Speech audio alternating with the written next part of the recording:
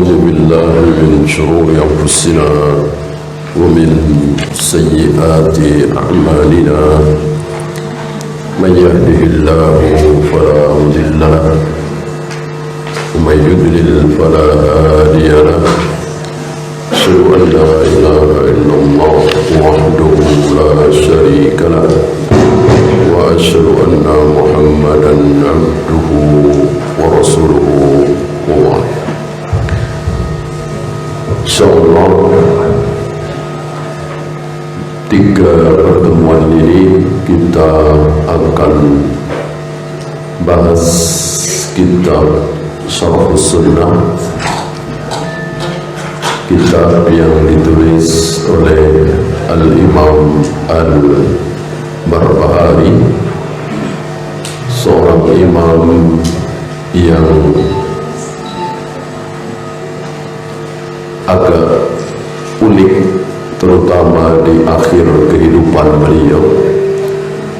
Jarang-jarang yang seperti beliau, yaitu wafat di tempat persembunyian karena ada fitnah tentang khalqul Quran, sampai disolati hanya oleh beberapa orang saja di rumah seorang nenek-nenek tua. Tapi dengan izin Allah, kitab beliau sampai kepada kita semua. Salah satunya adalah Syarhus Sunnah, sebuah kitab yang banyak dibahas oleh para ulama karena memang isinya yang luar biasa. Beliau mengawali kitab ini dengan Alhamdulillah, segala puji bagi Allah, alladzi hadana lil Islam, yang telah memberikan hidayah Islam,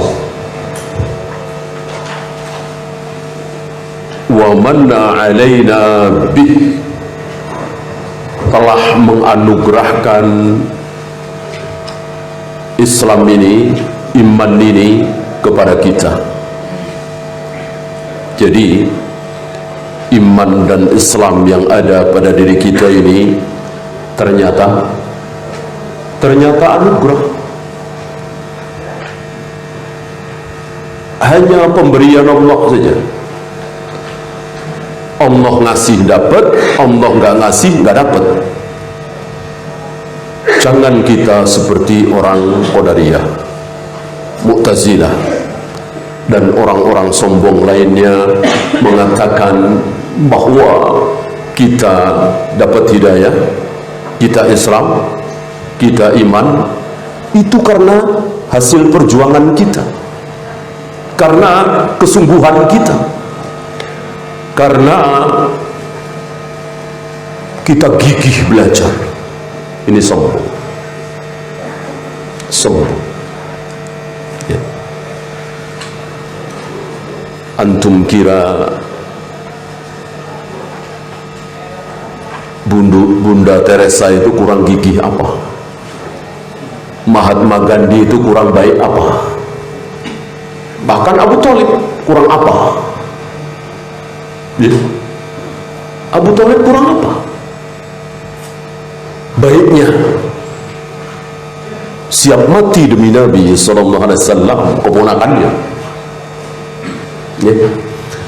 Tapi karena Allah tidak berkenan memberikan hidayah kepada Abu Thalib, maka matilah dia dalam keadaan kafir dan kekal di neraka selama-lamanya. Sebaliknya Abu Sufyan kurang jahat apa coba? 3 peperangan besar, cita-cita dia adalah membunuh Nabi SAW, perang Badar, perang Uhud, perang Ahzab. Dan sebelum Futuh Mekah, keinginan terbesar Abu Sufyan adalah membunuh Nabi SAW. Kurang jahat apa? Tapi Allah berkenan memberikan hidayah kepada Abu Sufyan. Akhirnya masuk Islam, akhirnya kekal di surga selama-lamanya. Masuk dalam keumuman At-Taubah ayat 100, radhiyallahu anhum wa radu'an wa 'adda lahum jannat. Allah ridho kepada mereka, mereka ridho kepada Allah, dan Allah jamin mereka semua masuk surga. Siapa? Para sahabat, termasuk Abu Sufyan. Padahal jahat sekali, ya. Kita melihat saudara-saudara di sekeliling kita yang membenci sunnah, yang anti sunnah, yang mencaci maki kajian sunnah, kajian salaf dengan wahabi ini itu. Mereka lebih jahat dari Abu Sufyan? Saya kira tidak, ya. Maka jangan putus asa antum yang selama ini mencaci maki dakwah salaf, benci luar biasa dengan dakwah sunnah. Jangan putus asa bahwa satu ketika Allah akan berikan hidayah kepada mereka. Sebaliknya, antum merasa aman, saya merasa aman bahwa nanti dicabut nyawa kita pasti dalam keadaan sunnah salaf. Mana jaminan? Nggak ada jaminan. Bahkan mati dalam keadaan Islam nggak ada jaminan. Gimana kita merasa aman? Nah, maka tepat ucapan beliau, alladzi hadana lil Islam wa manna 'alaina bih. Islam yang kita terima ini betul-betul hadiah dari Allah, anugerah dari Allah. Kita nggak ngapa-ngapain. Antum bisa jawab kalau saya nanya antum,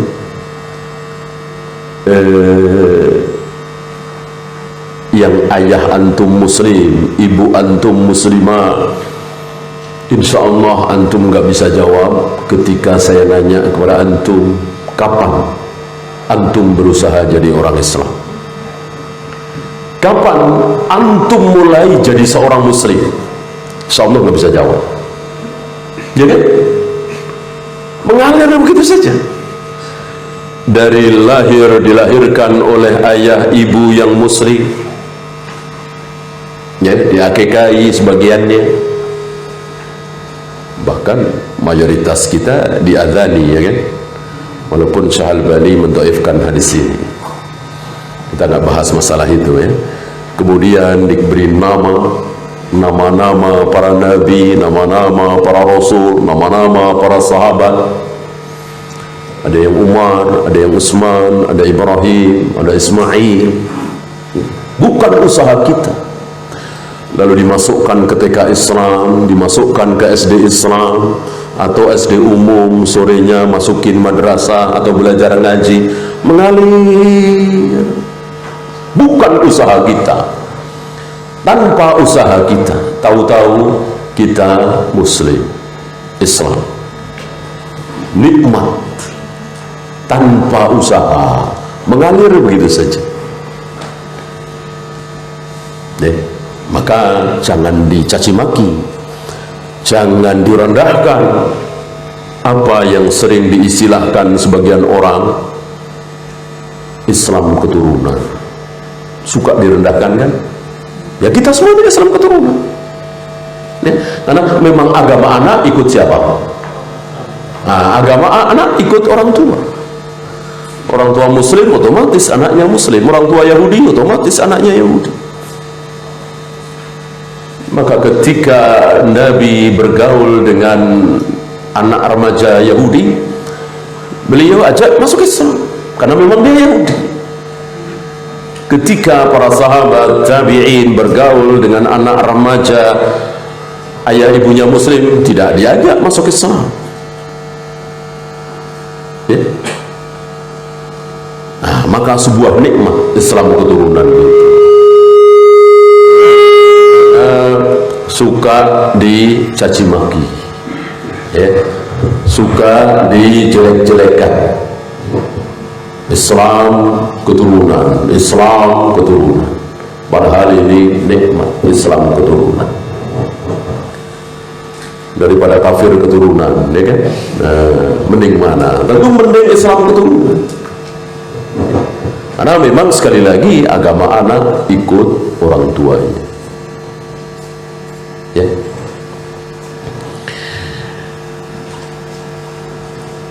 Kemudian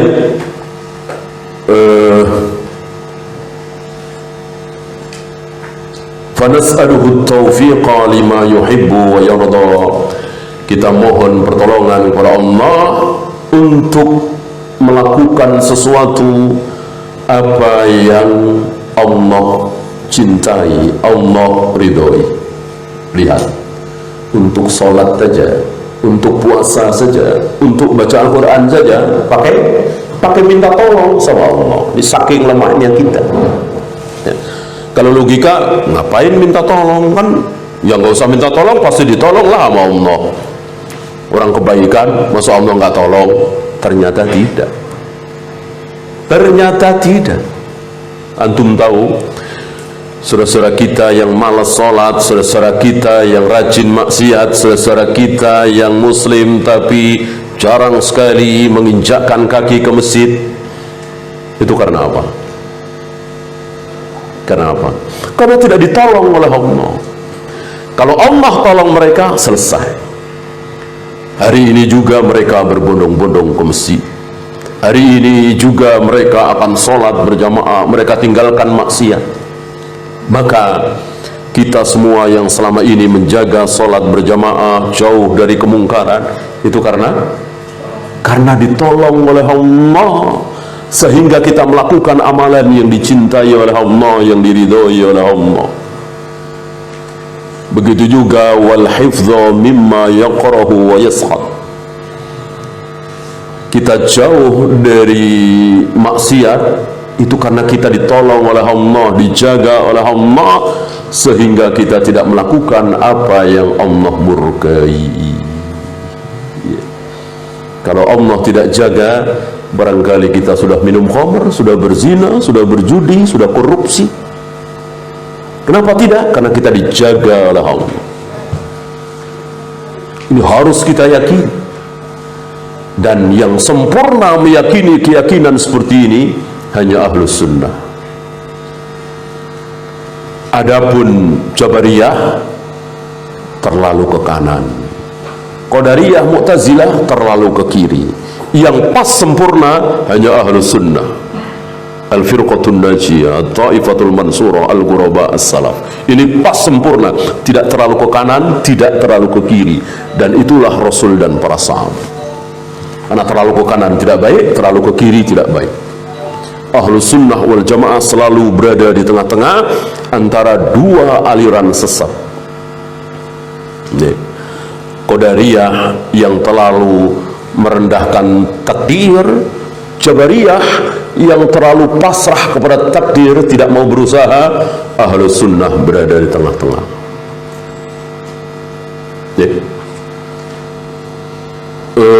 Khawarij yang tidak bisa melihat kemaksiatan.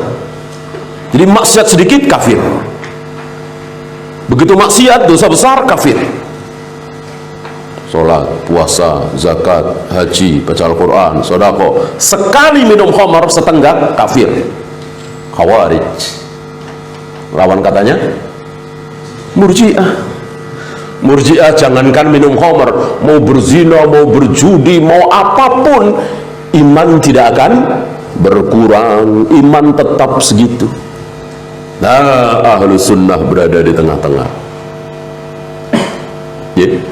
Meyakini bahwa dosa besar itu, dosa-dosa itu bisa mengurangi, menurunkan iman seseorang, tetapi belum menjadikan kafir, kecuali menghalalkan itu.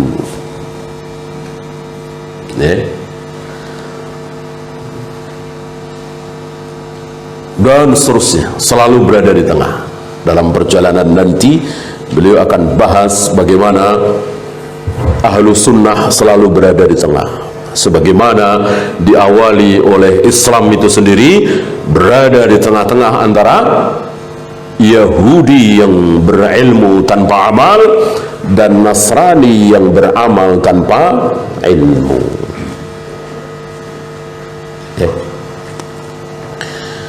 Ya, beliau membuat kitab ini mudah dengan penomoran, atau mungkin penomoran ini bukan dari beliau ya. Beliau mengawali dengan i'lamu annal islam huwa sunnah. Ketahuilah bahwa Islam itu adalah sunnah. Jadi menurut beliau dan menurut para ulama ahlu sunnah, semua di dalam Islam ini, dari mulai wudu, tayamum, mandi junub, sholat, puasa, zakat, haji, melempar jumrah, mencium hajar aswad, tawaf, sa'i, jihad, semuanya adalah sunnah. Semuanya adalah sunnah. Nggak ada yang keluar dari sunnah. Keluar dari sunnah berarti apa? Bid'ah. Masuk di dalam Islam ada bid'ah ya.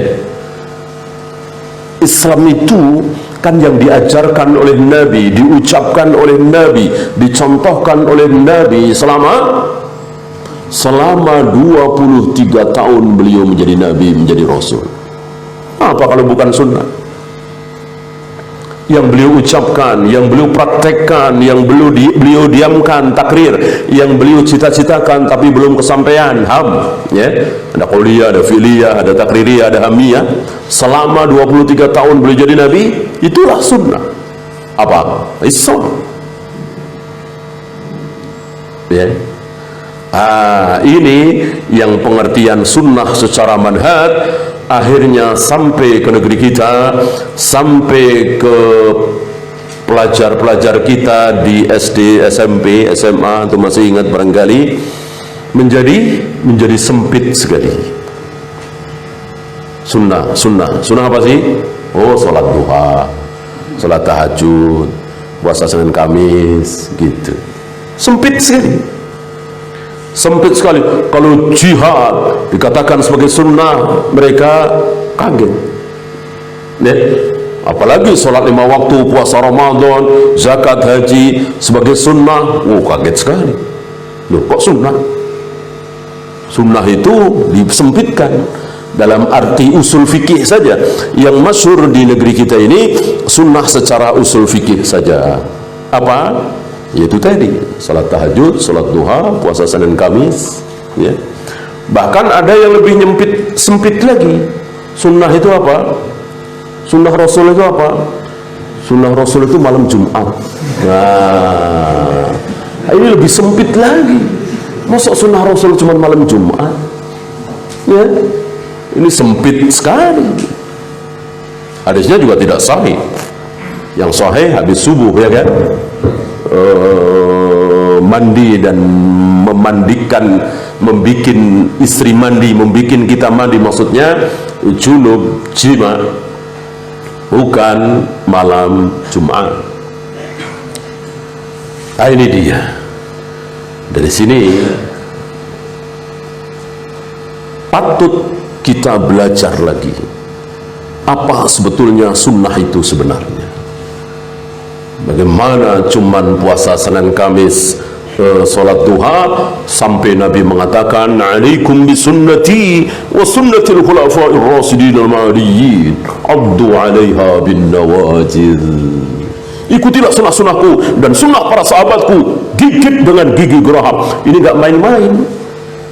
Kalau sampai kita tidak mengikuti Nabi ini, menggigit dengan gigi geraham, dosa. Kan perintah Nabi wajib kita taati. Berarti enggak sholat duha, dosa dong. Enggak sholat tahajud, dosa. Enggak puasa Senin Kamis, dosa. Enggak ada satupun ulama yang berpendapat seperti itu ya. Maka beliau mengajak kepada kita semua untuk kembali kepada pengertian Nabi yang besar, yang terbesar. Apa itu sunnah? Sunnah itu Islam. Annal Islam huwa sunnah wa sunnatu huwal Islam ya. Karena memang bahasa Indonesia kemasukan bahasa Arab sedikit apa banyak? Banyak sekali. ahli bahasa yang tahu bahasa Arab, yang tahu bahasa Indonesia, itu berani mengatakan separuh lebih. Separuh lebih. Ya bayangkan dari DPR, MPR, semuanya Arab semua kan, Ad-Dewan, Musyawarah, Ra'iyah, Al-Wakil, perwakilan, ya, sampai titik, nokta, saham, kursi, masjid, banyak sekali. Banyak sekali sampai masuk ke pelajaran. Dulu ada ilmu hayat, bahasa Arab semua, ganti biologi, ya. Dulu ada ilmu hisab, bahasa Arab itu kan, hisab, perhitungan, ganti matematika, ya. Nah, ilmu sendiri bahasa apa? Ilmu nggak bisa diganti dengan yang bukan Arab. Ilmu kan bahasa Arab, ya. Sebagian orang alim di negeri kita ini meyakini bahwa ada daulah Islamiyah di negeri kita ini secara formal beberapa ratus tahun yang lalu. Tegak daulah Islamiyah. Kita tentu tahu Kesultanan Demak, Kesultanan Banten dan seterusnya.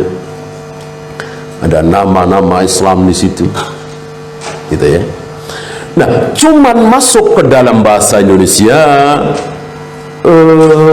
kabur atau tidak lengkap. Nah, salah satunya ini.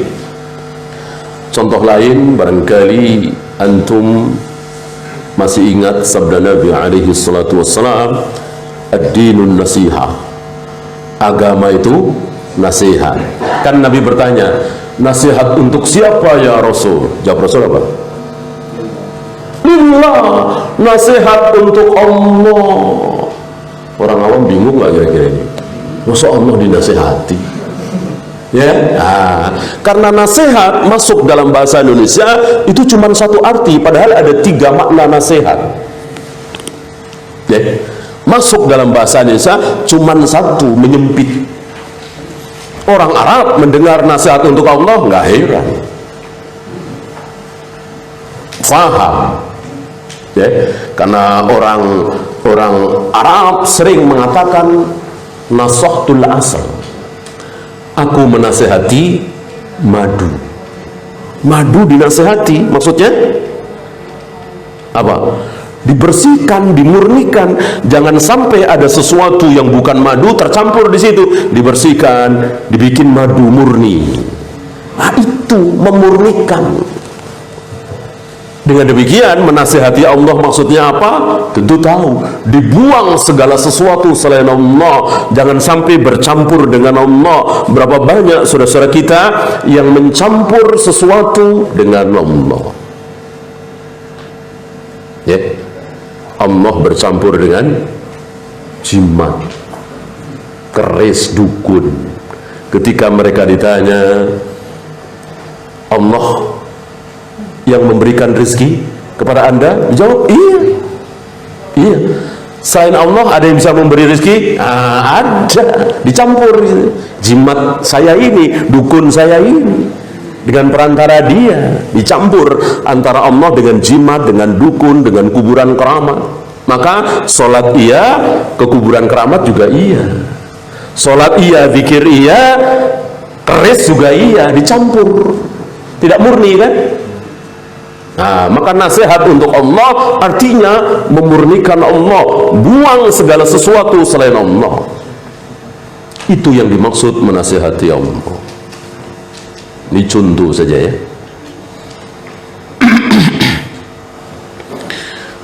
Wala yakumu ahaduhuma illa bil akhar, tidak tegak salah satunya kecuali dengan yang lain. Artinya tidak ada sunnah yang bukan Islam, tidak ada Islam tanpa sunnah. Mana ada Islam tanpa sunnah, tanpa perbuatan Nabi, ucapan Nabi? Mana ada? Loh, sahabat, bukankah ada juga sahabat bukan Nabi? Iya, mengikuti sahabat atas perintah siapa? Kita disuruh mengikuti pemahaman para sahabat, manhajnya para sahabat. Perintah siapa? Perintah Nabi SAW. Ya. Adapun Imam Syafi'i, Imam Bukhari, Imam Malik dan seterusnya, ada perintah dari Nabi mengikuti Imam Syafi'i, Imam Bukhari, Imam Malik, Syalbani, Syekh bin Baz dan lain-lain? Ada perintah Nabi gitu? Tidak ada. Adapun sahabat, iya. Oleh karena itu, orang yang mengatakan bahwa ini pendapat Imam Syafi'i, pasti benar apa belum tentu? Belum tentu. Ini pendapat Syekh Albani, pasti benar? Belum tentu. Bisa benar, bisa tidak. Ini ra'yunya Imam Malik, bisa benar, bisa salah. Adapun ini kesepakatan para sahabat, mungkinkah salah? Enggak mungkin.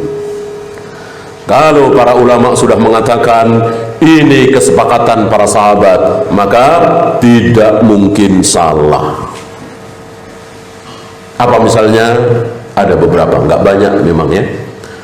Mengumpulkan Al-Quran dalam satu mushaf, berjamaah salat tarawih di bulan Ramadan setiap malam, memerangi sesama muslim yang menyimpang. Ini semua kan belum pernah ada di zaman Nabi. Merombak Ka'bah, ini semua kan belum pernah ada di zaman Nabi. Tapi sahabat sepakat. Sahabat sepakat. Maka kesepakatan sahabat adalah kebenaran. Kata siapa? Kata Nabi SAW, la tajtami'u ummati 'ala ad-dalalah, tidak mungkin para sahabatku bersepakat dalam kesalahan. Dan sepakat di sini tidak harus dengan apa ya? Tanda tangan. Sepakat nih, Abu Bakar tanda tangan, Umar tanda tangan, enggak ada riwayat seperti itu. Tidak seperti kaum kita kan, bikin ribet, bahkan ngangkat tangan juga enggak. Kesepakatan para sahabat ditandai dengan diam. Ketika seorang sahabat berbicara tentang agama ini, yang itu tidak pernah dilakukan oleh Nabi, diucapkan oleh Nabi, tapi para sahabat yang lain diam, maka sudah bisa disimpulkan, sudah harus disimpulkan, para sahabat sepakat. Kalau nggak sepakat, nggak mungkin diam. Nggak kayak kita nggak sepakat, dia nggak berani ngomong, ya. Baru di belakang ngomong, nggak bener itu, mesti itu Pak Ketua ngomong kayak gitu tuh, mestinya begini. Kenapa nggak ngomong dari tadi? Kenapa di belakang? Itulah kita, itulah kaum kita. Dan kalau kita bandingkan orang kita dengan orang Arab sampai hari ini juga beda. Orang Arab ngomong-ngomong, apalagi sahabat. Sahabat nggak ada sungkan, ewuh pekewuh, nggak enak, nggak ada. Ngomong-ngomong. Kalau perlu keras, bahasa kita kasar.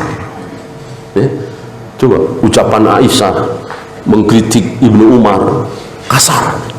Kalau bahasa kita kasar.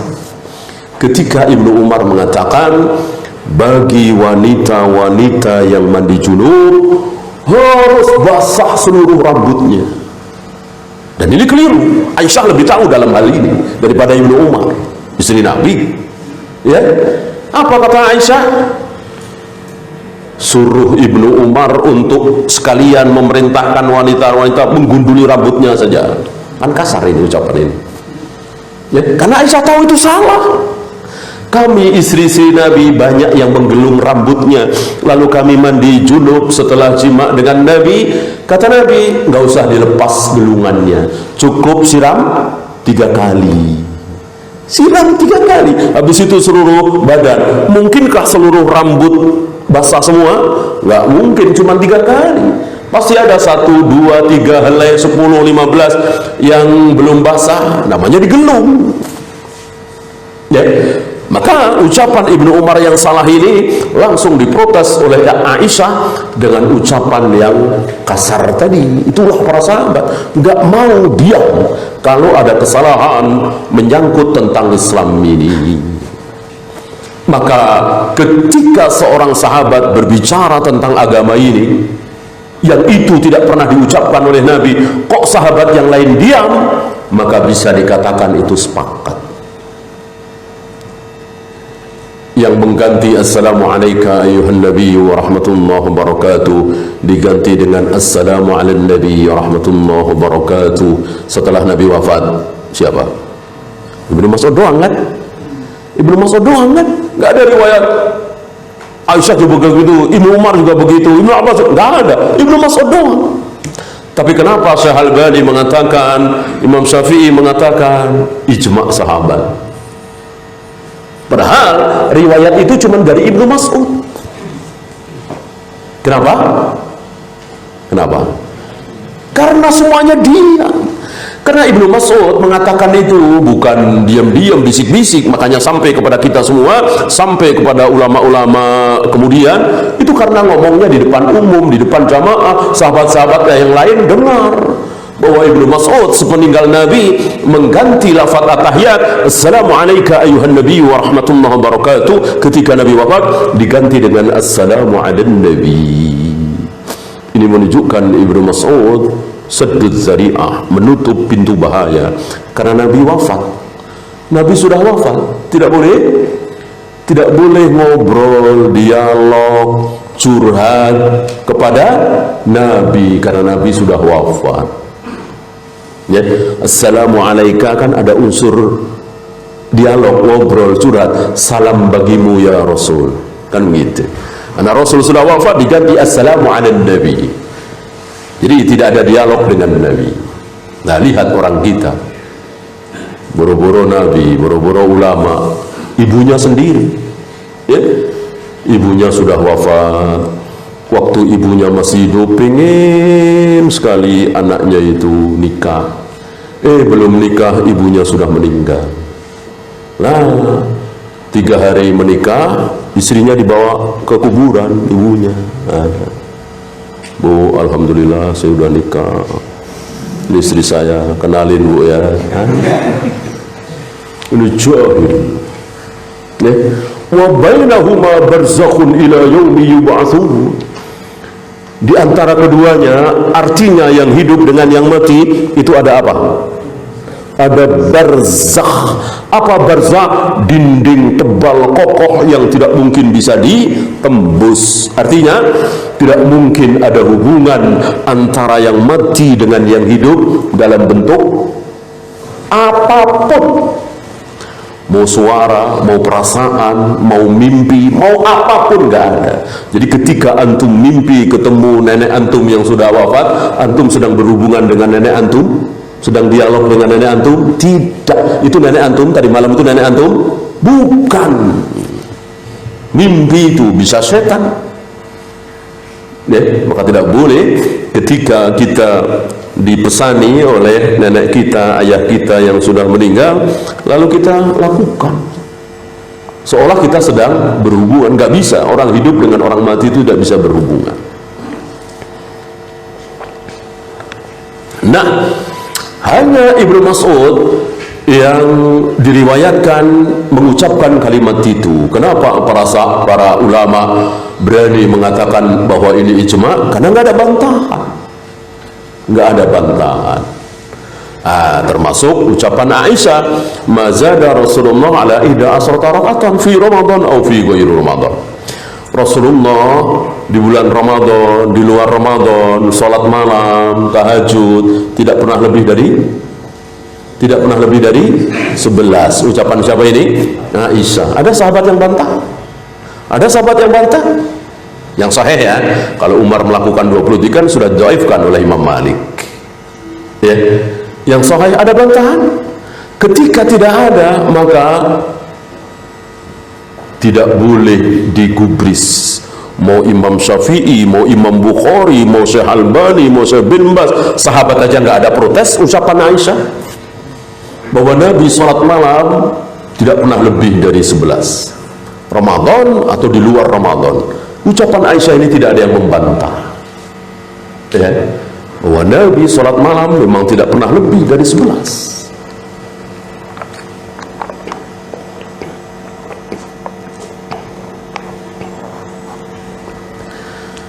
Kita lanjutkan yang kedua.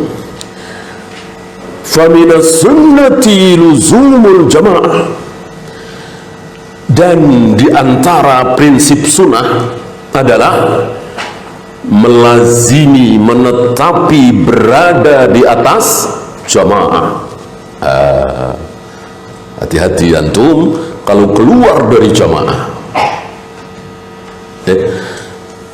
Karena salah satu prinsip sunnah adalah terus berada di dalam jamaah. Faman raghiba 'anil jama'ati wa faraqaha, barang siapa yang tidak suka dengan jamaah ini, menyelisihi jamaah ini, berpisah dari jamaah ini, faqad khala'a ribqatal Islam min unuqih, maka berarti dia telah melepaskan ikatan Islam dari tengkuknya. Wa kana dhallan mudillan, sesat dan menyesatkan. Maka menurut prinsip kedua ini, kita tidak boleh keluar dari jamaah. Kita harus berada di dalam jamaah ini. Hati-hati keluar, sejengkal saja mati dalam jahiliyah. Disinilah ada firqah di negeri kita ini yang menamakan dirinya dengan Islam jamaah. Karena kalau keluar dari jamaah, sesat menyesatkan, kafir. Rupanya mereka mungkin saya nggak tahu, berpegang ke prinsip kedua ini. Jadi harus berada dalam jamaah, mereka bikin jamaah. Kalau keluar dari jamaah, kafir. Di luar jamaah mereka kafir, kafir najis. Maka kalau ada yang sholat di masjid mereka, dipeng. Mungkin di sini nggak ada ya.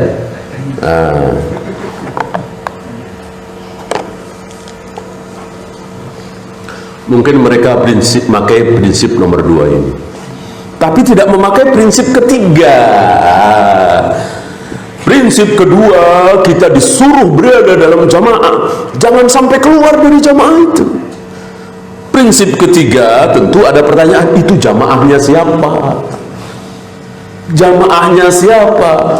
Kalau kita pakai akal kita sedikit saja, tentu ketemu jamaah siapa. Misalnya, tentu jamaah awal kaum muslimin. Kan kaum muslimin terbenar itu yang awal apa yang akhir? Yang awal. Yang awal. Ajaran itu kan yang benar itu yang awal. Kalau teknologi dunia, komputer, mesin itu yang paling kesini, paling mutakhir, paling bagus kan, makin maju, makin berkembang, makin sempurna kan begitu kalau teknologi dunia. Kalau ajaran tidak. Ajaran tidak. Ya. Yahudi aja tahu, Nasrani aja tahu, Rafidhah yang tidak tahu. Ya. Maka Yahudi itu kalau ditanya, Yahudi terbaik, Yahudi termulia, Yahudi paling murni, itu Yahudi yang mana? Dijawab, Yahudi yang bertemu dengan Nabi Musa. Ya, yang awal tentunya.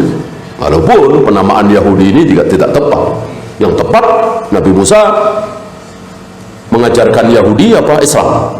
Islam. Ya, ini kita ngikutin istilah mereka ya. Orang-orang Yahudi yang cinta kepada Nabi Musa, mengaku sebagai penerus ajaran Nabi Musa.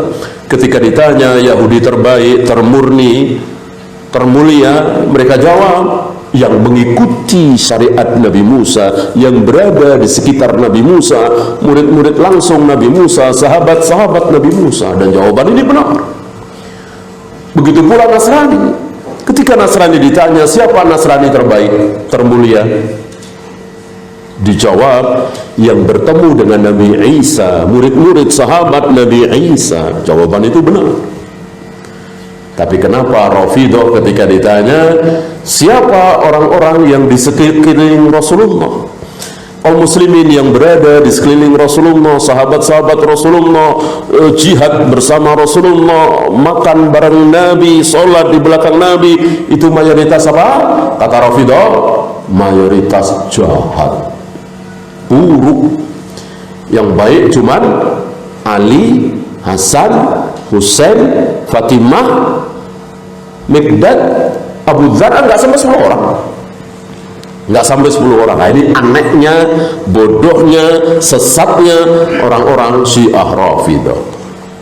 Karena yang benar, yang terbaik kaum muslimin adalah yang hidup bersama Nabi, sholat di belakang Nabi, makan bareng Nabi, jihad bersama Nabi, menyaksikan Nabi kedatangan Jibril. Jibril menempelkan kedua lututnya ke lutut Nabi, meletakkan kedua tangannya ke paha Nabi atau ke paha Jibril. Ini ada khilaf bainal ulama. Itu disaksikan oleh para sahabat. Ya. Maka pertanyaan kedua, jawaban yang ketiga itu, jamaah siapa? Jawabannya mudah, yaitu jamaah para sahabat kaum muslimin yang awal. Nah, ini prinsip ketiga. Wal asasul ladzi tubna alaihi al jamaah wa hum ashabu Muhammadin sallallahu alaihi wasallam. Asas, dasar, pondasi di mana dibangunnya jamaah itu, yang dimaksud jamaah di poin kedua itu siapa? Jamaah para sahabat Nabi sallallahu alaihi wasallam. Ya. Dan itu dinyatakan dalam Al-Quran, dinyatakan dalam sunnah, dijamin masuk surga, dijamin ridha. Bahkan sebagian mereka dinyatakan sebagai mati syahid, padahal masih hidup. Masih hidup sudah dibilang mati syahid. Siapa diantaranya? Umar dan Utsman. Umar dan Utsman. Ini semakin yakin kita bahwa beliau betul-betul Nabi, betul-betul Rasul. Masih hidup sudah dinyatakan. Yang Umar ketika mengimami sholat subuh belum dapat 1 rakaat. Yang Utsman ketika detik-detik menjelang buka puasa saat membaca mushaf, dua-duanya terbunuh syahid insyaallah. Dan Nabi menyatakan syahid ketika dua-duanya masih segar bugar. Bersama beliau, bersama Abu Bakar, berempat berarti ya, di atas gunung Uhud. Nah, berarti yang kita tidak boleh keluar adalah dari sahabat. Jangan sampai kita keluar dari sahabat. Keluar apanya? Keluar apanya? Kan kita nggak ketemu dengan sahabat. Gimana kita menyatu dengan para sahabat? Gimana kita tidak boleh keluar dari para sahabat? Tidak boleh keluar apanya? Pemahamannya, manhajnya, cara beragamanya, tauhidnya, akidahnya, itu. Bukan apa? Kartu anggota misalnya, ya kan, ADART, oh, tidak. Jadi pemahaman, dan ini kita pamerkan di hadapan Allah Rabbul Alamin, ya, tidak dipamerkan di hadapan manusia. Ya. Si fulan kan dekat sekali dengan Syekh Albani, otomatis dia ahlu sunnah. Enggak. Si fulan dekat sekali dengan Imam Syafi'i, otomatis ahlu sunnah. Enggak. Ya, hanya Allah yang tahu. Kemungkinan besar, iya, memastikan tidak boleh. Ya.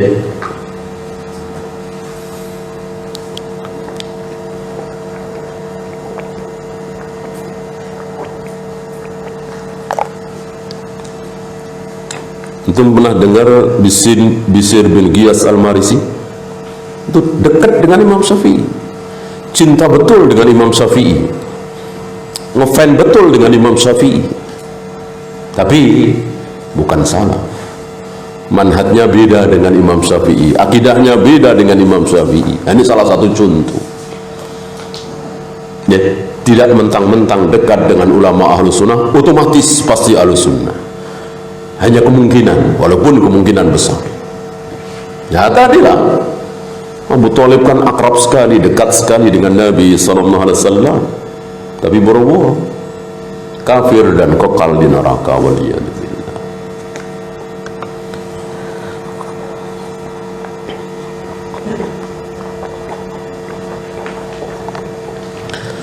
Wahum ahlus sunnati wal jamaati. Mereka inilah ahlus sunnah wal jamaah. Siapa? Yang mengikuti Rasul dan para sahabat, yang beragama sebagaimana agamanya Rasul dan para sahabat. Dan ini harus dipraktekkan, bukan sekedar teori. Banyak dari kita yang teorinya mantap. Saya kira firqah-firqah dolal di negeri kita ini tidak ada yang mencaci maki para sahabat. Mereka mengatakan Rasul dan para sahabat, mencintai Rasul dan para sahabat. Secara teori, secara praktek jauh. Ya seperti tadi lah. Ya. Kalau manhajnya kuat, pemahamannya kuat, dia tidak bergeming. Mau ribuan ulama berpendapat begini, ini kata Aisyah, Rasul tidak pernah sholat malam lebih dari 11. Di Ramadan, di luar Ramadan sama, tidak pernah lebih dari 11. Dan sekali lagi ucapan Aisyah ini tidak dibantah oleh sahabat manapun. Ya, maka ribuan ulama berpendapat lain, dia tidak bergeming. Ya, ini sekaligus bukti bahwa ulama tidak maksum. Ucapan ulama tidak maksum. Adapun kesepakatan sahabat maksum. Orang kata Nabi tidak mungkin sesat. Sahabatku sepakat, berarti nggak mungkin sesat. Berarti maksum kan? Dan sekali lagi, kesepakatan itu tidak ditandai dengan tanda tangan, tunjuk jari, angkat tangan, tapi cukup dengan apa tadi? Diam. Ketika diam, tidak ada yang membantah, berarti sepakat. Kalau salah, pasti ada yang bantah. Antum masih ingat azan 2 kali hari Jumat itu ijtihadnya siapa? Nah, Utsman, semua orang tahu, sahabat kan. Tapi ada yang bantah nggak? Ada yang bantah nggak? Ada. Ibnu Umar bantah, maka mengatakan bahwa Jumat azan 2 kali sunnah para sahabat, nggak bisa. Sunnah sahabat itu yang pasti benar itu kalau nggak ada bantahan. Kan ada yang bantah, Ibnu Umar yang sangat keras. Ya. Kalau Ibnu Mas'ud tadi Assalamualaikum diganti dengan Assalamualaikum, nggak ada yang bantah. Aisyah tadi nggak ada yang bantah. Ali bin Abi Thalib memerangi sesama muslim yaitu Khawarij, nggak ada yang bantah. Abu Bakar memerangi sesama muslim yang tidak mau bayar zakat, padahal sholat, padahal puasa, nggak ada yang bantah. Awalnya Umar bantah, tapi Umar kemudian rujuk, mengakui kebenaran ijtihad Abu Bakar. Ya, termasuk Umar yang mengawali sholat tarawih berjamaah setiap malam di bulan Ramadan, nggak ada yang bantah. Ya.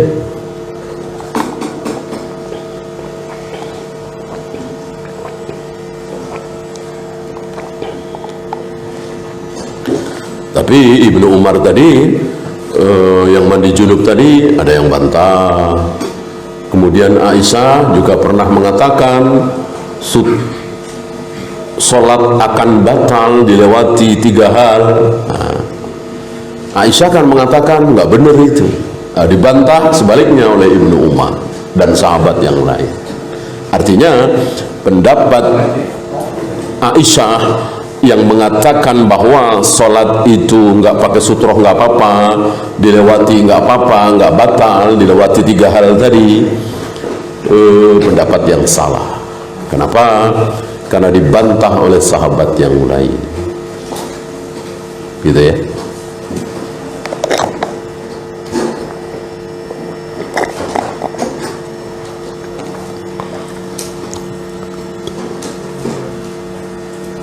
Yang keempat, waqala Umar, beliau membawakan ucapan Umar.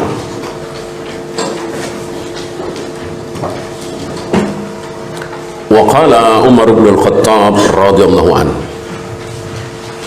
ucapan Umar bin Al-Khattab, la udhra li ahadin fi dolalatin rakibaha. Tidak ada udzur. Apa udzur? alasan pembenaran. Tidak ada alasan, tidak ada udzur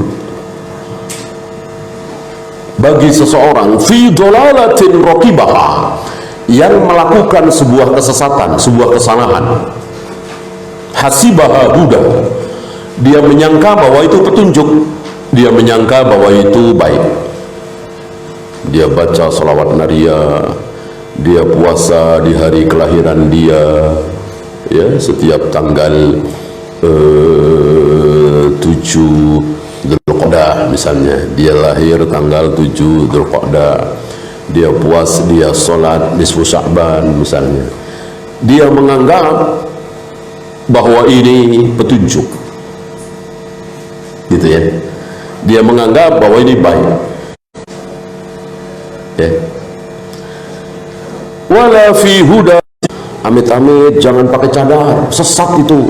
Amit-amit celana jangan cingkrang, sesat itu, ciri-ciri sesat begitu tuh. Nah, menyangka bahwa itu sesat, menyangka bahwa itu buruk, padahal baik, padahal petunjuk, padahal sunnah Nabi. Sementara yang bukan sunnah Nabi dia lakukan, ya muludan, ya tahlilan dan seterusnya. Kata Umar, la uzra, tidak ada udzur. Ya, saya contohkan tadi yang syubhat, bukan yang syahwat. Yang syahwat saya kira nggak ada, ya. Orang zina, ya, apalagi zina dengan istri tetangga, lalu bilang saya kira boleh zina itu, saya kira nggak ada, itu mengada-ada, ya. Minum khamr, saya nggak tahu kalau minum khamr itu haram, ya, kecuali baru masuk Islam. Bahkan baru masuk Islam juga saya kira udah pada tahu bahwa zina, minum khamr, berjudi, membunuh, menipu, korupsi itu dosa. Maka saya contohkan tadi syubhat, bukan syahwat. Kalau syahwat rata-rata pada tahu. Yang banyak tidak tahu itu apa? Syubhat. Makanya syahwat sama syubhat, iblis, setan lebih suka yang mana? Nah, syubhat lebih disukai. Syubhat lebih disukai. Berzina, minum khamr, berjudi, membunuh, iblis, setan senang. Tapi tahlilan, muludan, subhat-subhatnya, iblis lebih senang lagi. Bayangkan begini, ya, 40 tahun berzina, 50 tahun minum khamr, 55 tahun berjudi, habis itu tobat, kira-kira diampuni apa tidak? Diampuni. Apa enggak kiamat itu iblis, ya? Kalau kita bayangkan iblis itu apa enggak sedih banget, ya? Saya goda puluhan tahun, sekarang tobat, diampuni oleh Allah, ya? Apa enggak, apa istilahnya, enggak tepuk jidat itu iblis, ya, kalau bahasa kita, ya. Sedih banget itu iblis itu. Saya sudah senang-senang kirain mau masuk neraka, kirain jahanam, puluhan tahun ya berzina, minum khamr, berjudi, pelacur, segala macam. Sekarang taubat, Allah Maha Pengampun. Nah, makanya iblis jauh lebih semangat menggoda kaum muslimin masuk dalam aliran sesat, syubhat, firqah, karena sulit untuk taubat. Kenapa sulit? Iya, karena enggak menyangka kalau ini salah, dikiranya benar. Maka dengan bangganya, antum lihat orang yang merayakan maulid, tahlilan, ngumpet-ngumpet apa terang-terangan? Ya, terang-terang. Nah, kalau pelacur zina, ngumpet-ngumpet apa terang-terangan? Ngumpet-ngumpet, karena merasa salah, merasa salah. Sebesar-besar dosa, kalau dia merasa salah, ini masih mending. Artinya insya Allah akan tobat. Merasa salah, merasa rendah, merasa kotor, bandingkan kalau salah tapi merasa benar. Ini dia, ya. Maka dai-dai hari ini, terutama du'atus salaf, ya, itu jangan terlalu menghabiskan waktu berbicara tentang syahwat. Kasihan saudara-saudara kita, kasihan kaum muslimin kalau terlalu asik berbicara tentang syahwat. Jangan berzina, jangan minum khamr, jangan bakhil, jangan berjudi. Nggak ada yang marah, nggak ada yang marah. Ya kasihan saudara, ya mereka udah tahu semua. Berzina, minum khamr, berjudi, korupsi, menipu itu haram, mereka sudah tahu semua. Diulang-ulang lagi. Risikonya emang nggak ada sih, ya, nggak ada yang tersinggung. Walaupun ada pelacur di situ, pelacur itu dosa. Pelacur tersinggung nggak sih? Ya, marah nggak? Manggut-manggut, ya kan? Merasa salah. Nggak, kata siapa? Pelacur dosa, nggak ada begitu. Ya, coba berbicara tentang subhat, berbicara tentang mulut dan tahlilan, ya. Di situ ahli tahlilan, ya. Kalau nggak habis itu ustadznya, ya kan? Saya berani ya, karena yang hadir antum-antum, ya kan. Coba kalau yang hadir itu, ya tentu harus pelan. Gimana caranya supaya mereka mendapatkan tidak tersinggung dan seterusnya. Ini sulit sekali. Maka betul-betul ditekankan di sini. Ya, kita serahkan kepada Allah tentang keberhasilan dakwah salaf ini. Yang penting disampaikan bahwa ini bid'ah, bahwa ini syubhat, ini tidak ada contoh dari Nabi SAW. Yang penting disampaikan. Gimana mereka mau tahu, mau sadar kalau tidak disampaikan? Dinabubukkan dengan dakwah-dakwah syahwat tadi. Ya. Nah, tidak ada udzur, kata Umar, ya. Tidak ada udzur kalau dia menyangka bahwa itu sunnah padahal bid'ah, menyangka itu bid'ah padahal sunnah. Kenapa? Faqad buyyinatil umur. Karena perkara dalam Islam ini sudah diterangkan, sudah terang benderang. Wa sabatatil hujjah, dan hujjah telah tegak. Wan qata'al udhru, maka nggak ada udzur lagi, terputus. Ya, ini sekali lagi ucapan Umar.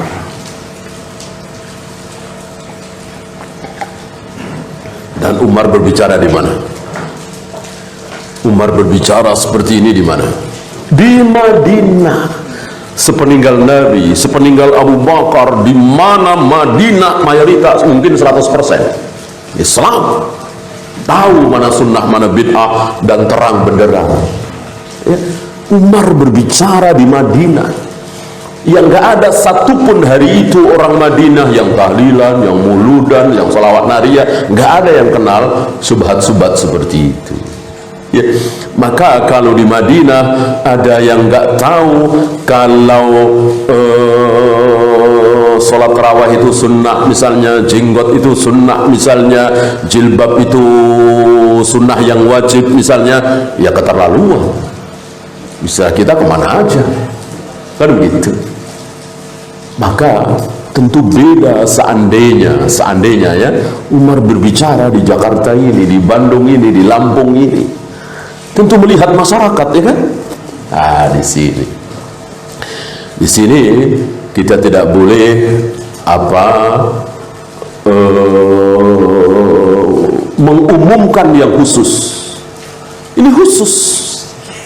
Ada dalil-dalil khusus yang kita tidak boleh kita bawa kepada pengertian umum. Ambil contoh misalnya sabda Nabi SAW, jika engkau dapati ular di rumahmu, jangan langsung dibunuh, tapi kasih waktu 3 hari, usir, kasih waktu 3 hari. 3 hari nggak mau keluar dari rumahmu, baru bunuh. Ya, ini di mana? Ini di Madinah. Karena hadis ini ada terusannya, ya kan? Karena di Madinah ini aku tahu sudah ada jin-jin yang masuk Islam. Kan jin-jin itu banyak yang menampakkan diri dalam bentuk ular dan sering masuk ke rumah. Ini sabda Nabi ini setelah terjadi peristiwa anak muda yang mati bareng dengan ular. Jadi ceritanya dia baru saja nikah, pulang dari urusan, melihat istrinya di luar. Dia marah, ada apa ini? Kata istrinya, jangan marah dulu, tengok di dalam. Ternyata ada ular besar. Maka dibunuhlah ular itu, dan ular itu melawan. Ular itu akhirnya mati terbunuh, tapi anak muda ini terkena bisanya, akhirnya mati juga. Maka keluar sabda Nabi itu. Jika di rumahmu ada ular, jangan langsung dibunuh, tapi kasih waktu 3 hari. Kalau 3 hari keluar, ya sudah selesai. Kalau 3 hari tidak keluar, bunuhlah. Kenapa? Berarti dia bukan jin muslim. Karena di Madinah ini ada beberapa jin yang muslim. Ucapan Nabi di Madinah ini menunjukkan kekhususan. Artinya kalau di Jakarta, di Bandung, di Malaysia, di Brunei tidak berlaku ini, ya. Maka antum kalau di rumah antum ada ular, bunuh aja, ya. Antum nggak usah 3 hari ya, 3 hari ya, nggak usah ya. Pergi ya 3 hari ya, nggak usah. Ini khusus di Madinah. Begitu pengertian para imam. Sesuatu yang khusus jangan dibawa pada umum. Begitu juga ucapan Umar, ini khusus ya. Umar tidak hidup di Jakarta, di Bandung, di Malaysia yang luar biasa subhat itu, ya. Maka seandainya ada saudara-saudara kita yang tidak tahu kalau jenggot itu wajib, dia cukuri jenggotnya dan dia nggak pernah dikasih tahu oleh ustadznya kalau jenggot itu wajib. Bahkan ustadz-ustadznya, kiai-kiainya semuanya nyukur jenggot, dan justru mengatakan kiai-kiainya jenggot itu bukan ajaran Nabi, nggak ada hubungannya dengan sunnah, nggak ada hubungannya dengan Islam misalnya. Dia ngaji ke sana kemari, tapi yang dia temui seperti itu sampai dia mati. Apakah tidak ada udzur? Tentu beda dengan apa yang diucapkan oleh Umar. Mana dalil? Melawan ucapan Umar nggak boleh tanpa dalil. Mana mungkin ucapan Umar kita bantah dengan ucapan kita? Sombong kita, ya. Apa arti kita dibanding dengan ilmu Umar? Nggak ada apa-apanya. Kalau ada nabi lagi setelah aku, yang akan jadi nabi adalah Umar, kata Rasulullah SAW. Berarti jangan mensejajarkan diri kita dengan Umar. Silahkan lawan Umar, tapi pakai dalil. Mana dalil kira-kira? Hadis sahih riwayat Muslim tentang seseorang yang berpesan kepada anak cucunya supaya membakar mayatnya. Ini kejadian di masa lampau Bani Israel sebelum Rasul diutus. Rasul belum lahir. Rasulullah menceritakan, tentu ini berita gaib dari Allah lewat Jibril, bahwa dahulu ada seseorang ahli maksiat. Dia merasa dekat ajal, sudah tua renta. Dia berkata kepada anak-anaknya. Pertama dia bertanya dulu kepada anaknya, wahai anak-anakku, bagaimana menurut kalian, pendapat kalian tentang aku, ayah kalian? Dijawab, engkau adalah ayah yang baik, ya. Sementara dia merasa banyak melakukan dosa besar. Ya berzina, ya minum khamr, ya berjudi, banyak melakukan dosa besar. Dan dia merasa bahwa dia akan disiksa. Dia merasa bahwa dia akan diazab. Maka dia berpesan kepada anak cucunya supaya membakar mayatnya. Sebab kalau mayatku nanti tidak dibakar, nanti aku dihidupkan lagi oleh Allah, pasti akan disiksa. Maka biar tidak disiksa, bakar mayatku. Nanti kalau sudah jadi abu, taburkan ke tengah lautan. Kan terpencar ke sana kemari, ya. Biar apa? Biar Allah nggak bisa ngidupin aku lagi, katanya, ya. Akal dia baru segitu, belum sampai hujah kepada dia bahwa Allah itu maha bisa, maha berilmu, nggak ada yang tidak bisa dilakukan oleh Allah, ya. Nah, singkat cerita, dibakarlah dan sampailah di akhirat di hadapan Allah. Ini ceritakan dari lisan Nabi SAW. Apa yang terjadi pada diri orang ini setelah ditanya oleh Allah, kenapa engkau lakukan itu? Dijawab oleh orang ini, karena aku takut kepadamu ya Allah, terlalu banyak dosaku, aku takut kepadamu. Mendengar jawaban ini, mereda murka Allah. Allah ampuni dia, Allah masukkan dia ke dalam surga. Padahal dosa besar sekali, bahkan kufur kan, meyakini bahwa Allah tidak sanggup melakukan sesuatu, kufur. Tapi karena dia nggak tahu, belum sampai hujah kepada dia, maka ada udzur, Allah ampuni kok. Gitu. Dari sini Syekh Albani menyimpulkan bahwa siapapun yang belum kedatangan hujah, belum kedatangan dakwah, lalu dia melakukan kesalahan yang dia kira itu bukan kesalahan, dia meninggalkan kewajiban yang dia kira bahwa itu tidak wajib, seperti jenggot tadi. Mungkin ada beberapa ibu-ibu kita, nenek-nenek kita yang meninggal 50 tahun yang lalu belum pakai jilbab, karena memang dakwah tentang wajibnya jilbab itu hampir-hampir tidak ada. Apakah pasti masuk neraka? Tidak. Akan diuji dulu oleh Allah. Tadi kan diuji oleh Allah. Apa yang menyebabkan engkau menyuruh anak cucumu membakar mayatmu? Ini kan ujian, pertanyaan, dan jawabannya membikin Allah reda murkanya. Maka Allah ampuni dia, Allah masukkan dia ke dalam surga. Ya, itu makna dari firman Allah, wa ma kunna mu'adzibin hatta nab'atha rasula. Kami tidak akan mengazab siapapun yang apa? Yang belum kedatangan dakwah, yang belum kedatangan hujah. Kami tidak akan langsung mengazab, tapi akan diuji dulu. Ya. Antum jangan salah faham. Kalau begitu enak dong, yang nggak tahu. Enakan nggak tahu dong, berarti antum salah faham. Ya, enak di mana? Kan diapain tadi? Diuji. Emang diuji pasti lulus? Contoh tadi kebetulan lulus. Kalau nggak lulus gimana? Ya Allah, karena aku nggak lulus, langsung neraka. Kalau kita kan salah masih bisa taubat, masih memperbaiki diri. Hari itu kalau salah ya langsung. Nggak ada istilah apa itu, remed atau apa ya, hair, itu nggak ada ya.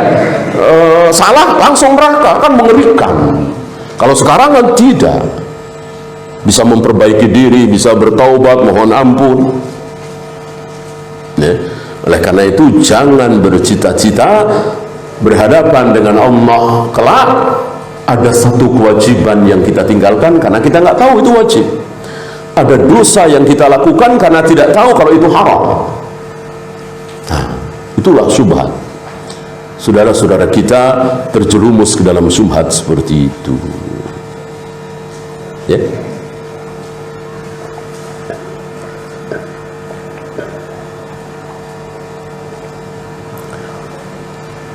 وذلك أن السنة والجماعة قد أحكم أمر الدين كله وتبين للناس فعلى الناس الاتباع.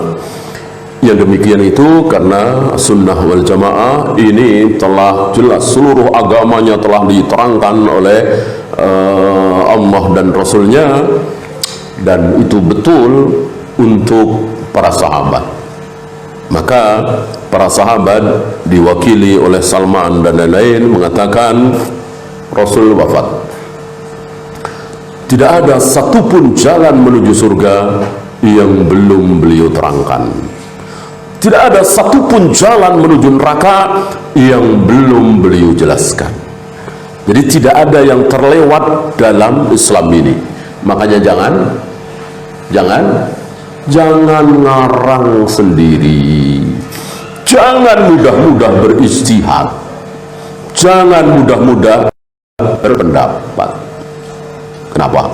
Karena sudah diterangkan semua ya, kaidahnya tentunya sudah dijelaskan. Ketika kita faham kaidah itu, qala Allah wa qala Rasul ala fahmi sahabat, qala Allah wa qala Rasul ala fahmi sahabat, insyaallah selesai.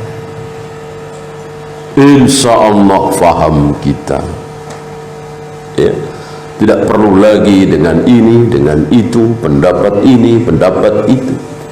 Itu yang muncul belakangan.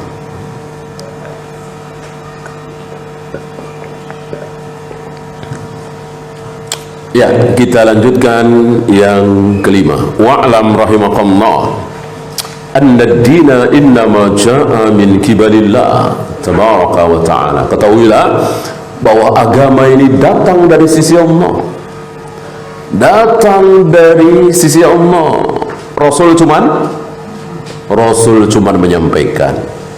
Kata-kata Allah dan Rasulnya bukan berarti Rasulullah ikut ngarang, Rasulullah ikut istihad, tidak. Rasul cuma menyampaikan. Dan Allah juga Rasulullah yang menyampaikan, ya. Al-Quran dan Sunnah kan sama-sama keluar dari lisan Nabi Sallallahu Alaihi Wasallam. Ya. Jangan dikira bahwa hadis itu, sunnah itu keluar dari lisan Nabi. Al-Quran itu keluar dari Allah lewat Jibril, langsung didengar oleh para sahabat. Betul? Salah. Baik Al-Quran dan sunnah, para sahabat dengarnya dari lisan Nabi SAW. Ayat-ayat Al-Quran para sahabat dengar dari siapa? Dari lisan Nabi SAW, bukan dari Jibril. Bukan dari Jibril. Nah, sunnah, para sahabat dengar sunnah, tahu sunnah dari siapa? Dari Nabi SAW. Berarti sama. Antara Al-Quran dan sunnah sama. Isinya, hukumnya, wajib haramnya, ditaatinya sama. Maka kalau ada orang bilang perintah dalam hadis wajib kita taati, perintah dalam Al-Quran lebih wajib kita taati, betul apa salah? Salah, nggak ada lebih, sama, sama. Hadis berisi hal-hal yang besar, Al-Quran berisi hal-hal yang lebih besar. Benar apa salah? Salah. Ya. Menurut antum, subuh 2 rakaat, maghrib 3 rakaat, duhur 4 rakaat, dengan ngetok pintu kamar orang tua di 3 waktu, besar mana? Tentu besar subuh 2 rakaat, maghrib 3 rakaat, asar 4 rakaat dibanding ngetok pintu mau masuk kamar orang tua. Sementara subuh 2 rakaat, maghrib 3 rakaat, isya 4 rakaat adanya di Al-Quran apa di hadis? Di hadis. Di Al-Quran nggak ada. Salat ini berapa rakaat, salat ini nggak ada di Al-Quran. Sementara ngetok pintu kamar orang tua ada nggak di Al-Quran? Ada di surat An-Nur, kan? Nah, maka mengatakan bahwa hadis berisi hal-hal yang besar, Al-Quran berisi hal-hal yang lebih besar, salah. Hadis penting, Al-Quran lebih penting, salah. Sama secara isi. Menolak isi hadis, kafir. Menolak isi ayat, lebih kafir. Benar apa salah? Salah. Pokoknya kalau pakai lebih-lebih, pakai level, salah. Karena Al-Quran dan Sunnah sama, sejajar. Sama-sama dari Allah. Emang Sunnah dari Nabi? Kan tidak. Dari Allah. Wa ma yantiqu anil hawa in huwa illa wahyu yuha. Semuanya wahyu. Nah, maka para ulama membagi wahyu menjadi 2, yang matruin, yang ghaib, dan ghairu matruin. Wahyu yang ditilawahkan, alhamdulillahirabbil alamin, arrahmanir rahim, alif lam mim, dzalikal kitabul la raib. Ini kan ditilawahkan Al-Quran. Ada yang wahyu yang tidak ditilawahkan. Apa? Hadis. Antum tidak usah mentilawahkan hadis, ya. An-Nabi Hurairah radhiyallahu anhu qala Rasulullah, enggak usah, ya. Enggak ada sunnahnya. Kalau mau mentilawahkan, membaguskan suara, itu ayat bukan hadis. Itu bedanya. Ya. Adapun isi sama persis. menolak satu ayat kafir, menolak satu hadis kafir yang sahih tentunya, karena hadis tentu sahih. Kalau tidak sahih kan bukan hadis, bukan sabda Nabi kan? Itu.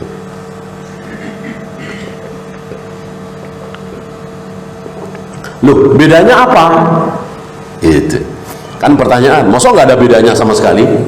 Jawabnya ada bedanya. Apa? Bedanya cuman lafaz. Bedanya cuman lafaz. Sekarang begini, Islam dibangun di atas 5 perkara. 1, syahadat. 2, sholat. 3, puasa, dan seterusnya. Hadis bukan? Hadis. Tidak boleh disiapkan perjalanan safar kecuali menuju 3 masjid. Hadis bukan? Hadis. Barang siapa yang menyerupai tasabuh dengan satu kaum, maka dia termasuk kaum tersebut. Hadis bukan?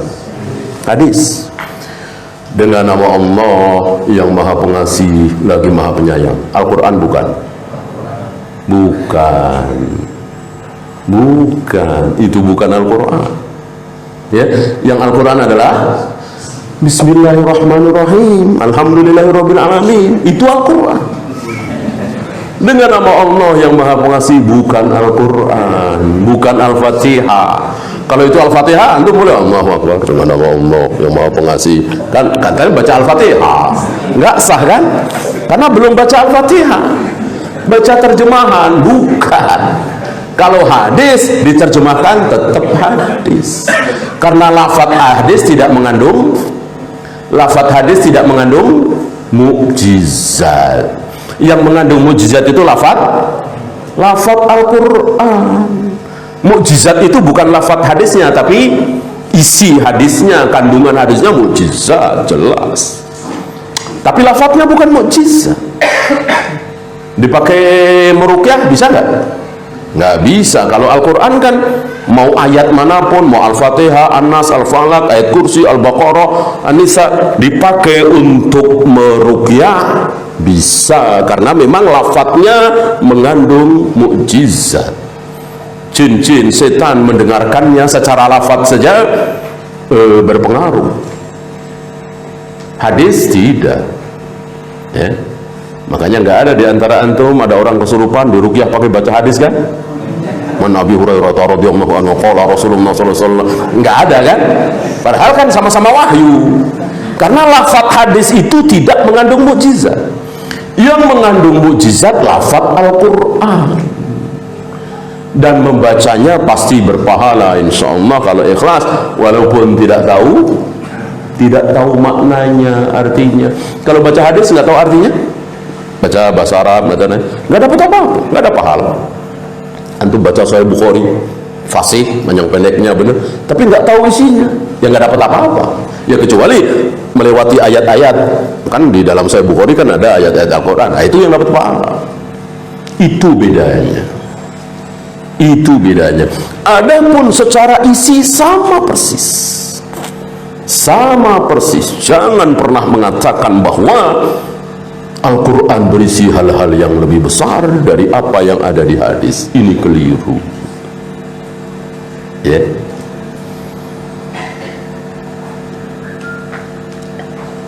Nah, an-dina innama ja'a min kibarillah. Agama Islam ini datang dari sisi Allah. Lam yudha' ala uqulir rijal. Tidak berdasarkan akal seseorang. Akalnya Imam Syafi'i tidak, akalnya Imam Malik tidak, bahkan akalnya Abu Bakar dan Umar juga tidak. Maka Ibnu Abbas berani mengatakan sesat, salah, bahkan kalian bisa-bisa dihujani batu dari langit. Ketika aku sampaikan ini qala Allah wa qala Rasul, engkau jawab qala Abu Bakar wa Umar. Ini salah, karena agama ini datang dari Allah dan Rasulnya, bukan datang dari Abu Bakar dan Umar. Itu diucapkan oleh Ibnu Abbas sambil marah ketika ada seorang tabi'in yang masih berpegang dengan pendapat Abu Bakar dan Umar, dan pendapat itu salah tentang haji tamattu. Tentang haji tamattu, karena salah satu kesalahan Abu Bakar dan Umar adalah mengatakan haji tamattu itu tidak ada. Abu Bakar kan bukan Nabi, Umar bukan Nabi. Salah mungkinkah? Ya mungkin. Ini salah satu contoh. Loh, padahal dekat sekali dengan Nabi, bahkan haji bersama Nabi, kok salah? Ya itulah dia. Jadi orang sekali berapapun bisa salah separah apapun. Ini karena ilmu ini luar biasa. Ya. Masalah fikih tentunya, masalah akidah, masalah tauhid, insya Allah para sahabat selamat dari kesalahan. Ini kan masalah fikih. Adapun masalah fikih tidak tertutup kemungkinan, bahkan salah yang apa istilah kita, yang fatal, istilah kita keterlaluan gitu kan. Mosok sekali Abu Bakar dan Umar tidak tahu kalau haji tamattu itu sunnah. Gak bisa seperti itu. Salah ya salah, karena beda dengan Nabi ya sama.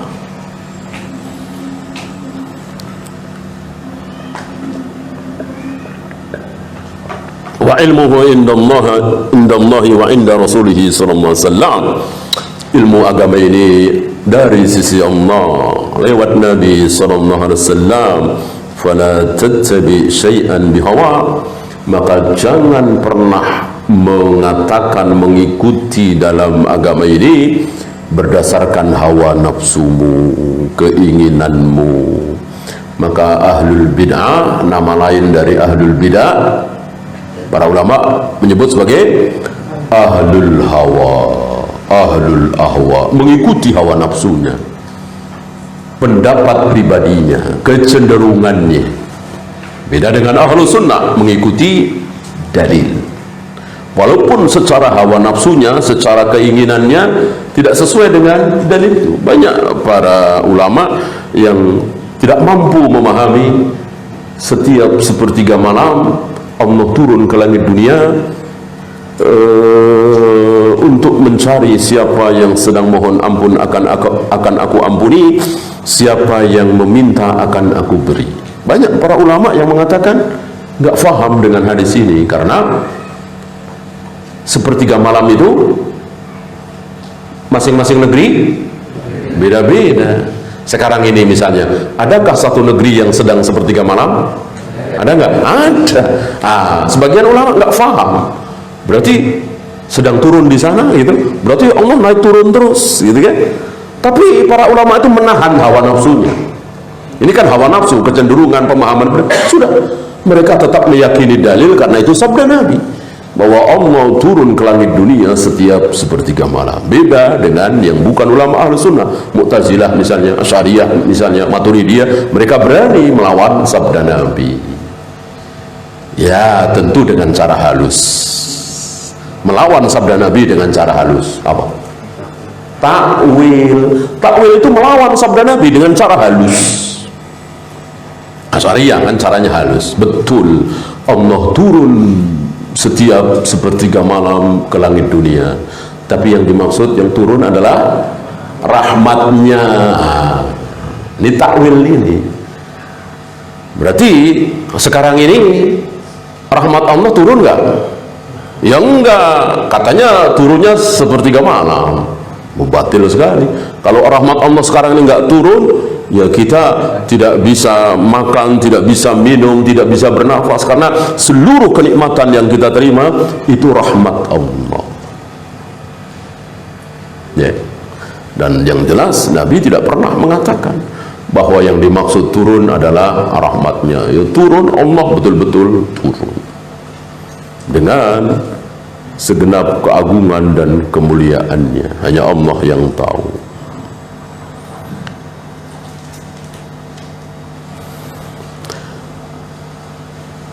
Fatamruqa minad dini fatakhruja minal islami fa innahu la hujjata laka la hajjata laka faqad bayyana Rasulullah sallallahu alaihi wasallam li ummatihi as-sunnah. Kita tidak berhajat lagi dengan takwil-takwil, dengan penjelasan lain, karena telah dijelaskan oleh Nabi sallallahu alaihi wasallam kepada umat ini.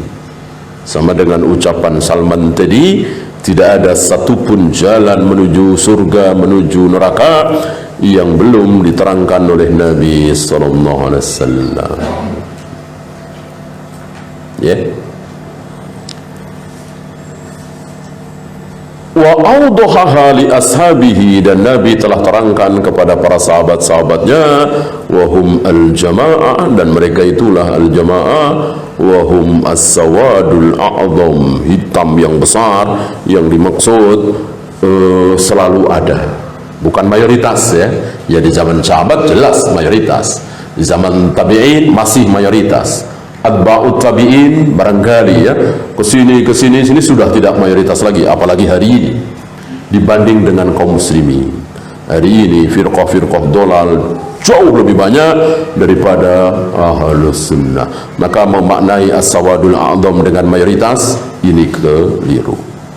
Nah, ini kata beliau, siapa as-sawadul a'zam? Al-jamaah itu adalah al-haqqu wa ahluhu, kebenaran dan orang-orang yang berpihak kepada kebenaran, yang berada dalam kebenaran itu. Walaupun seorang diri, kata Ibnu Mas'ud, walau kunta wahdak, itu jamaah. Yang lain tahlilan semua, yang lain muludan semua, antum seorang diri di kampung itu yang tidak melakukan, nah, antum yang jamaah, mereka yang firqah ya, padahal seorang diri. Faman khalafa ashab Rasulillah sallallahu alaihi wasallam fi syai'in min amri din faqad kafar. Barang siapa menyelisihi para sahabat Nabi sallallahu alaihi wasallam dalam masalah agama ini, dan itu sengaja hujah telah datang tapi dia enggak mau. Ya, saya tahu sahabat seperti itu, tapi saya enggak mau, saya tolak. Nah, kata beliau faqad kafar, berarti dia telah kafir. Wallahu a'lam. Ya, mungkin kita persiapan salat zuhur ya. Sambil menunggu salat zuhur barangkali ada pertanyaan.